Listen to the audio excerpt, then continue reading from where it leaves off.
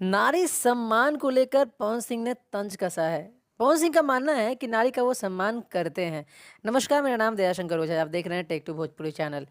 तो पवन सिंह ने ये कहा है कि देखिए मेरे पे तो बहुत ज़्यादा ब्लेम लगा था नारी सम्मान को लेके, आज वही नारी समाज सारे लोग काराकाट में सपोर्ट कर रहे हैं।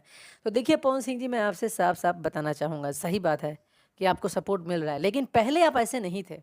पहले आपने गलत किया था, गलत करा था, इसीलिए लोग आपके ऊपर बोल रहे थे। तो जब अपने आप के अंदर आप सुधार करोगे, तो डेफ़िनेटली कुछ रिज़ल्ट अच्छे आएँगे। हालाँकि कुछ लोग अक्षरा सिंह फ़ैन बेस को टैग कर रहे हैं उस वीडियो को लेकर, अक्षरा जी को टैग कर रहे हैं, जानते ही हैं लोगों को खुजली मची रहती है। लेकिन दूर-दूर तक अक्षरा सिंह अब इन सब चक्करों में नहीं है। अक्षरा सिंह बहुत ही अच्छा काम करी थी, क्योंकि उनको मौका भी मिला था पवन सिंह के अगेंस्ट में आने का, लेकिन उन्होंने नहीं करा। ये बहुत ही अच्छा काम है, सराहनीय काम है, और अक्षरा जी को मतलब भी नहीं है।